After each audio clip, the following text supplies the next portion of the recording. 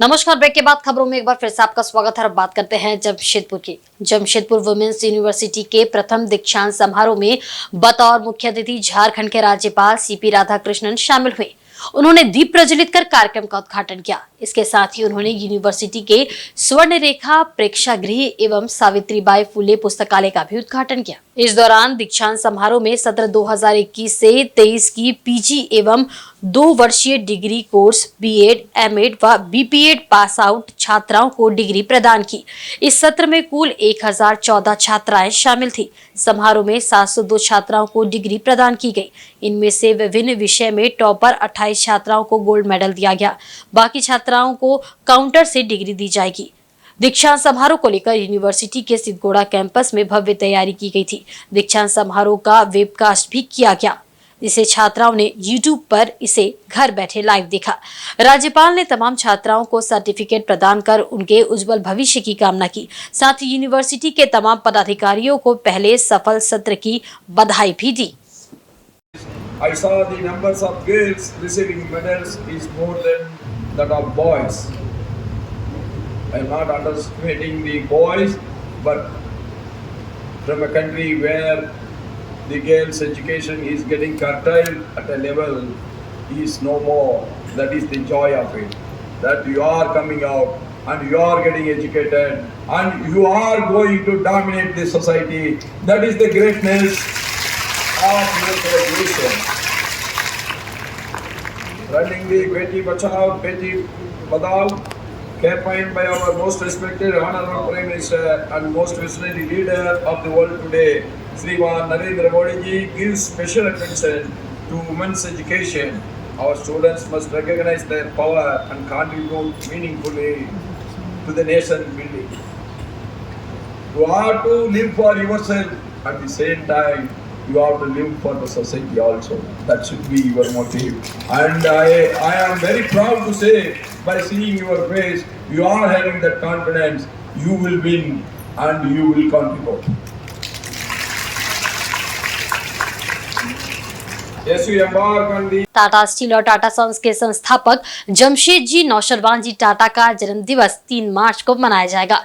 इस अवसर पर शहर के कई हिस्सों में कार्यक्रम आयोजित कर जमशेद जी को श्रद्धांजलि दी जाएगी। इसके लिए शहर को लाइटों से दुल्हन की तरह सजाया गया है।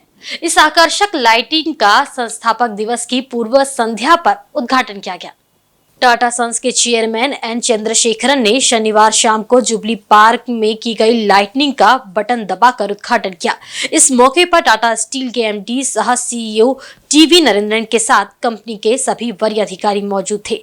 बटन दबाते ही जुबली पार्क रोशनी से नहा उठा। पूरे पार्क में रंग बिरंगी लाइट से ऐसा नजारा दिख रहा था मानो धरती पर सितारे कदम ताल कर रहे हो। बता दें कि चेयरमैन रविवार 3 मार्च को पोस्टल पार्क में संस्थापक की मूर्ति पर माल्यार्पण करेंगे और आम लोगों से भी मिलेंगे। इस अवसर पर कई खेलकूद समारोह होंगे और चेयरमैन की मौजूदगी में पोस्टल पार्क में झांकी निकाली जाएगी। चंद्रशेखरन शहर में संस्थापक दिवस पर आयोजित होने वाले प्रमुख कार्यक्रमों में शामिल होने के बाद शाम में वापस मुंबई लौट जाएंगे।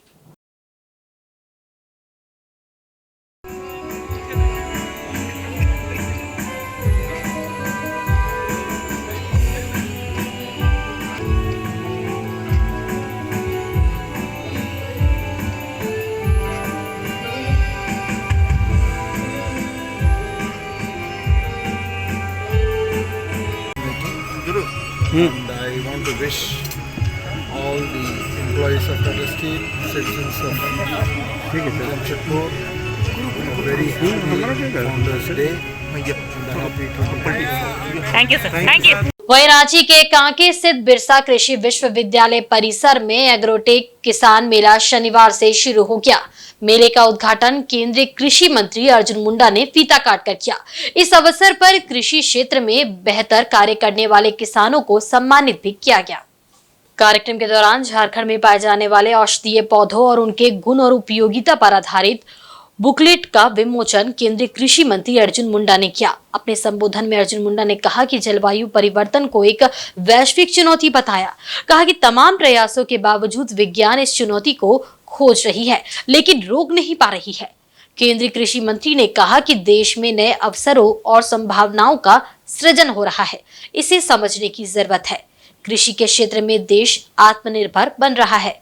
उर्वरक पर किसानों की निर्भरता कम हो, इस दिशा में प्रयास करना होगा।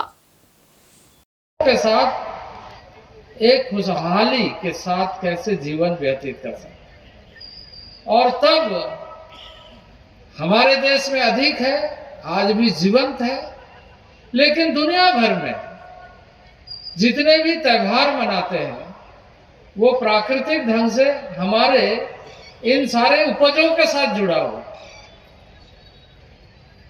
प्रकृति के साथ जुड़ा हुआ है। यह है कि भारत की जीवन पद्धति में और भारत की मिट्टी में कितनी ताकत है, और उस मिट्टी को हमें अपने लिए कैसे उपयोग में लाना है, हमें उसको क्षरण से कैसे रोकना है, और हमारी पौष्टिकता के साथ उस ताकत को उपयोग करने के लिए हमारी सजगता कितनी आवश्यक है। सांसद संजय सेठ ने कहा कि मोटे अनाज को बढ़ावा देकर प्रधानमंत्री नरेंद्र मोदी ने किसानों को आर्थिक रूप से मजबूत करने का प्रयास किया है। प्रधानमंत्री नरेंद्र मोदी ने वर्ष 2023 को मिलेट्स वर्ष घोषित किया है, ताकि लोग मोटे अनाज के महत्व को समझे और उसका उपयोग अपने जीवन में करें। समारोह को कांके के विधायक समरीलाल और भारतीय कृषि अनुसंधान परिषद नई दिल्ली के निदेशक डॉक्टर हिमांशु पाठक ने भी संबोधित किया। दोनों ने कृषि के विकास पर प्रकाश डाला। मोटे अनाज को उपयोग करो, मिलेट वर्ष बनाओ। दुनिया ने प्रधानमंत्री नरेंद्र मोदी के उस आह्वान को दोनों हाथों पर लिया, और हम सब ने देखा कि श्री अन्न के रूप में पूरी दुनिया ने उसको अपना लिया। देश में देखिए, हर जगह कहीं धूम हो रही है। आप किसी मांगलिक कार्य में जाइए, कहीं जाइए, आपको मोटा अनाज मिल रहा है। मोटे अनाज हम मक्का छोड़ चुके थे, ज्वार छोड़ चुके थे, हम मड़ुआ। हमारे संस्थापक की 150वीं जयंती पर हम कल्पना करते हैं एक टेक संचालित कल सभी के लिए, जो कि हमारे कर्मचारियों को सशक्ति, हमारे उपभोक्ताओं को बेहतरीन अनुभव एवं हमारी धरती को सुरक्षा देती है।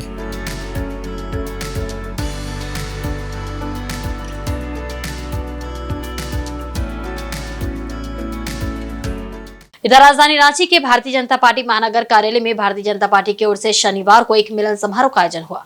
इस समारोह में रांची के विधायक सीपी सिंह सहित प्रदेश महानगर के पदाधिकारी उपस्थित थे। इसमें कांग्रेसी नेता सह समाज सेवी अंकित वर्मा एवं लोक जनशक्ति पार्टी से पूनम बाला ने पार्टी छोड़कर भारतीय जनता पार्टी की सदस्यता ग्रहण की। उपस्थित भाजपा नेताओं ने सभी का स्वागत माला पहनाकर किया।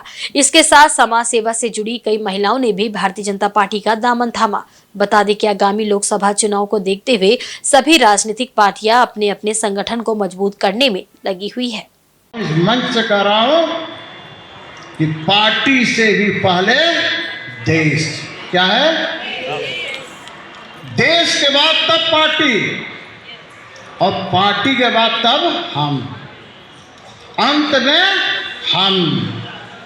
तो हम सब राष्ट्रवादी विचारधारा वाले लोग हैं।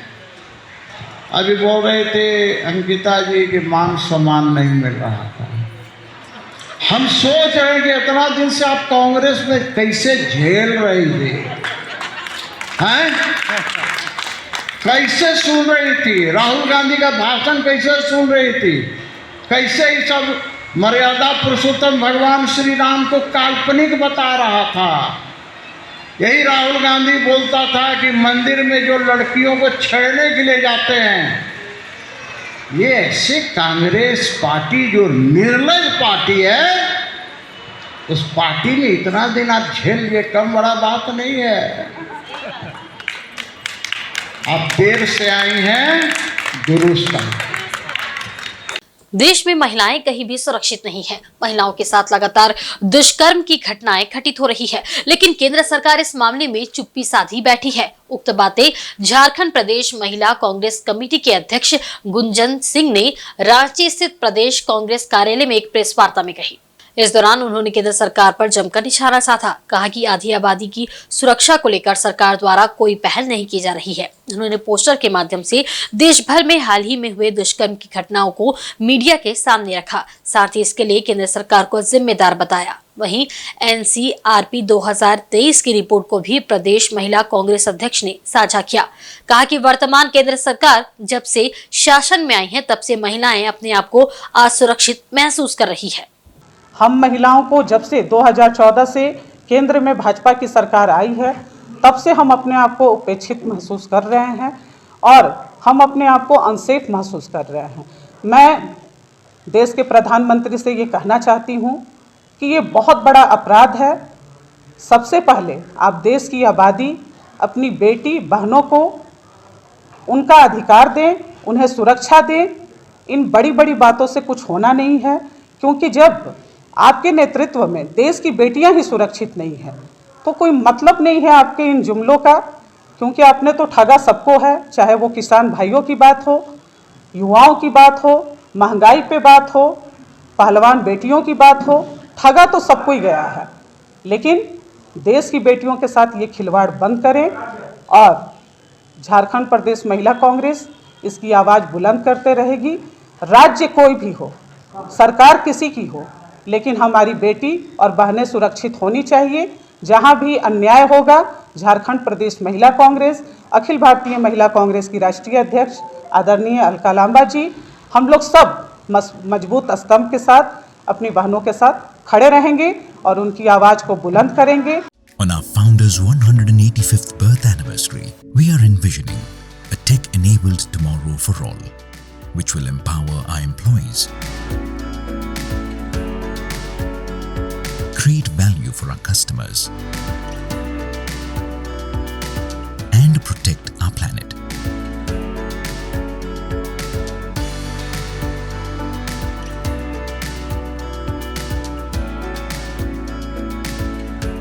वहीं पूर्वी सिंहभूम जिले के घाटशिला स्थित हिंदुस्तान कॉपर लिमिटेड की सूरदा माइंस का संचालन करने वाली ठेका company Maheshwari mining private limited ने माइंस में कार्य स्थगित रखने का नोटिस जारी किया है। इसे लेकर शनिवार को झारखंड श्रमिक संघ के एक प्रतिनिधि मंडल ने घाटशिला मोह भंडार स्थित कार्यालय में कंपनी के पदाधिकारी से वार्ता की। SCL की सूरदा माइंस का संचालन करने वाली ठेका company Maheshwari mining private limited ने माइंस में 1 अप्रैल 2024 से कार्य स्थगित रखने का आदेश जारी किया है। इससे संबंधित नोटिस भी चस्पा किया जा चुका है। आदेश जारी होने के बाद से यहां कार्यरत 603 मजदूरों के समक्ष रोजगार का संकट खड़ा हो गया है। इस मुद्दे को लेकर शनिवार को झारखंड श्रमिक संघ के एक प्रतिनिधि मंडल ने झामुमो केंद्रीय सदस्य कान्हू सामंत के नेतृत्व में घाटशिला मोह भंडार स्थित हिंदुस्तान कॉपर लिमिटेड के कार्यालय में ईडी श्याम सुंदर शेट्टी से वार्ता की। ईडी के समक्ष प्रतिनिधि मंडल ने यथावत काम चालू रखकर ठेका मजदूरों को रोजगार उपलब्ध कराने का आग्रह किया। साथ ही बैठाए गए मजदूरों को भी इसमें समाहित करने की बात कही। इस पर श्याम सुंदर शेट्टी ने सकारात्मक पहल करने का आश्वासन दिया। झारखंड लेबर यूनियन झारखंड श्रमिक संघ के नेतृत्व में हम लोग ईडी कार्यपालक निदेशक शेट्टी सर से मिलने आए। विगत दिनों 2 दिन पूर्व माइंस में मजदूरों के लेकर के काम को लेकर के उनका एक छंटनी का नोटिस लगाया गया। वो नोटिस ये है कि काम क्लोजर नोटिस लगाया गया। ये है उसका तात्पर्य कि मजदूरों को हम रोकेंगे, डिवाटरिंग करेंगे और इससे एक भय का वातावरण मजदूरों के बीच में बना, जिसको लेकर के आज मजदूरों की तरफ से हम लोग झारखंड श्रमिक संघ की ओर से आकर के हम लोगों ने अपनी बात रखी, अपना पक्ष रखा और ईडी बनने के बाद हम लोग आज पहली बार उनसे मिल रहे थे। हम लोगों ने उनका गुलदस्ता देकर स्वागत भी किया और उनके साथ इन बातों को तर्क के तौर पर रखा कि मजदूरों को जिस तरह चल रहा है इस तरह चले, इसी तरह कोई मजदूर बैठे नहीं और साथ ही साथ जो बचे हुए मजदूर हैं जिनको लेकर के हमेशा कुछ न कुछ आंदोलन कहीं ना कहीं से होता है, उन मजदूरों को भी एडजस्ट किया जाए और जल्द से जल्द जैसा चल रहा है वैसा चले। साथ ही साथ प्लांट के विषय को भी लेकर के बात की। प्लांट का भी काम 1-2 दिन में चालू हो जाएगा, सावनी प्लांट का काम, और उसमें भी हम लोगों ने डिमांड किया कि जिस तरह यहाँ 13 दिन का काम कम से कम दे रहे हैं ताकि वो ESI का बेनिफिट मिल सके, वो भी उन लोगों को मिले। ये 2 विषय हम लोगों ने रखे। और चक्रधरपुर के पोटका में शनिवार को एक भारी वाहन ने बाइक सवार 3 युवकों को टक्कर मार दी। घायलों में 2 युवक पंप रोड के रहने वाले हैं, जबकि एक युवक पोटका का रहने वाला है। इनमें एक की हालत नाजुक बनी हुई है, उसे इलाज के लिए टीएमएच भेजा गया है। बताया जा रहा है कि तीनों एक बाइक में सवार थे, तभी एक भारी वाहन इनकी बाइक को टक्कर मारकर मौके से फरार हो गया। घायलों में राजा महतो, अभिजीत कुजूर और अर्जुन नुनिया शामिल है। घटना की सूचना समाज सेवी सिकंदर जामुदा को मिली, जिसके बाद वे मौके पर पहुंचे और घायलों को घटनास्थल से उठाकर चक्रधरपुर अनुमंडल अस्पताल ले गए, जहां तीनों घायलों का प्राथमिक उपचार किया गया। एक युवक की गंभीर हालत को देख उसे बेहतर इलाज के लिए टाटानगर रेफर कर दिया गया है। सिकंदर जामुदा ने कहा कि आए दिन चक्रधरपुर में सड़क हादसे हो रहे हैं, जो एक चिंता का विषय है। अच्छा, तो फिर सूचना मिला कि नहीं हुआ, 3 आदमी का एक्सीडेंट हुआ है। अच्छा, तो तुरंत हम सूचना मिलते हुए हम आए, उसके बाद उन लोग को टोटो में बैठा के लाए, इलाज चल रहा है। इधर कोल्हान प्रमंडल की डीआईजी के रूप में 2010 बैच के आईपीएस अधिकारी मनोज रतन चौथे ने जिम्मेदारी संभाल ली है। शुक्रवार को उन्होंने पदभार ग्रहण किया। इस दौरान उन्होंने अपनी प्राथमिकताएं गिनाई। पत्रकारों से बात करते हुए डीआईजी ने कहा कि शांतिपूर्ण तरीके से लोकसभा का चुनाव संपन्न करना उनकी पहली प्राथमिकता होगी। पश्चिमी सिंहभूम जिला उग्रवाद प्रभावित है और पूर्वी सिंहभूम में आपराधिक गतिविधियां ज्यादा होती है। इन बातों को ध्यान में रखते हुए बेहतर पुलिसिंग कैसे हो सकती है, इस पर ध्यान दिया जाएगा। डीआईजी ने कहा कि क्षेत्र में बढ़ते ब्राउन शुगर के कारोबार पर नियंत्रण करने पर विशेष फोकस रहेगा। इस तरह की गतिविधियों को बर्दाश्त नहीं किया जा सकता है। इससे जुड़े लोगों के खिलाफ कड़ी कार्रवाई की जाएगी। उन्होंने कहा कि जल्द ही तीनों जिले के पुलिस पदाधिकारियों के साथ बैठक कर जरूरी दिशा निर्देश दिया जाएगा। हम लोग अभी चाईबासा रेंज में जो 3 जिले हैं, चाईबासा, जमशेदपुर और सरायकेला, उसमें प्रायोरिटी जो इमीडिएटली हम लोग की रहेगी वो लोकसभा के जो चुनाव है उसको कराने की रहेगी। खास करके हमारा जो चाईबासा डिस्ट्रिक्ट है ये अभी भी उग्रवाद ग्रसित है, तो उग्रवाद को देखते हुए हम लोग को चुनाव कराने की जो चुनौती है वो रहेगी। साथ ही जमशेदपुर हमारा अर्बन पॉपुलेशन वाला डिस्ट्रिक्ट है, तो वहाँ जो अर्बन क्राइम रिलेटेड जो चीज़ें हैं उसको देखने की आवश्यकता है। सरायकेला में भी जो आदित्यपुर है उसमें भी अर्बन क्राइम रिलेटेड चीज़ों को देखना पड़ेगा। ओवरऑल एक बेहतर पुलिसिंग हम लोग दे पाए, ये मेरी प्राथमिकता रहेगी। जो तीनों एसपीज है उनके साथ तालमेल बैठा करके अच्छे तरीके से पूरे रेंज में कैसे पुलिसिंग की जाए, यह मेरी प्राथमिकता होगी। सरायकेला के अभी एसपी भी नए हैं, तो उनसे भी मैंने अलग से बात कर ली है और चुनाव से संबंधित जो भी तैयारियां हैं उससे संबंधित एक रिव्यू मीटिंग भी हम लोग जल्द से जल्द करेंगे, ताकि एक ओवरऑल सिनेरियो जो इलेक्शंस का है उसकी आइडिया लग पाए। के द्वारा बताया गया है कि कुछ एरियाज हमारे अफेक्टेड है, जिसमें कि नशा से संबंधित जो चीज़ें हैं, ब्राउन शुगर हो या अफीम हो, इनकी बिक्री हो रही है। और ख़ास करके जो हमारा आदित्यपुर वाला जो अर्बन बेल्ट है या जमशेदपुर का जो आज़ाद नगर, मानगो और कपाली वाला एरिया है, यहाँ पे ब्राउन शुगर के नशीले पदार्थ बेचने वाले लोगों की तादाद बढ़ी है और उसको सेवन करने वाले लोगों की भी तादाद बढ़ी है। तो उनको निश्चित रूप से हम लोग प्रायोरिटी पर लेंगे, क्योंकि ये हमारी जो यंग जनरेशन है उसको खराब करने का कार्य इनके द्वारा किया जा रहा है। ये कतई हम लोग बर्दाश्त नहीं करेंगे और इस पे जो कड़ी से कड़ी कानूनन कार्रवाई है वो। और इधर जमशेदपुर के परसोडी स्थित सोपोडेरा गांधी मैदान में राष्ट्रीय जागरण 24 कुंडीय गायत्री महायज्ञ का आयोजन किया जा रहा है। 4 दिवसीय इस महायज्ञ का शुभारंभ शनिवार को कलश यात्रा के साथ हुआ। इसमें सैकड़ों महिलाएं कलश लिए मंगल गीत गाते हुए श्रद्धा व उल्लास के साथ शामिल हुई। पूरे क्षेत्र में कलश यात्रा ने भ्रमण किया। महायज्ञ में हरिद्वार से आए पुरोहितों द्वारा हर रोज शाम को प्रवचन दिया जाएगा। कार्यक्रम की शुरुआत कलश स्थापना से हुई। इसके लिए कलश यात्रा निकाली गई, जिसमें पीले परिधान धारण की महिलाएं शामिल हुई। सभी ने 52 घोड़ा तालाब से कलश में जल भरा और पैदल ही यज्ञ स्थल पहुंची, जहां पुरोहितों ने वैदिक मंत्रोच्चार के साथ कलश की स्थापना की। इस अवसर पर गायत्री परिवार से आए पंडितों के द्वारा गोष्ठी का भी आयोजन किया गया। इसमें रोजाना दंपति हवन पूजन कार्यक्रम में शामिल होंगे और अंतिम दिन सामूहिक जप, ध्यान, प्रज्ञा योग किया जाएगा और महाप्रसाद का भी वितरण होगा।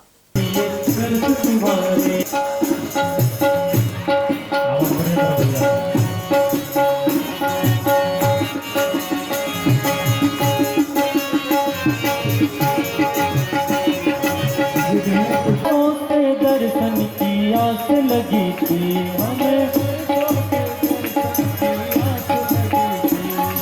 पाने को प्यार बड़ी प्यास लगी थी।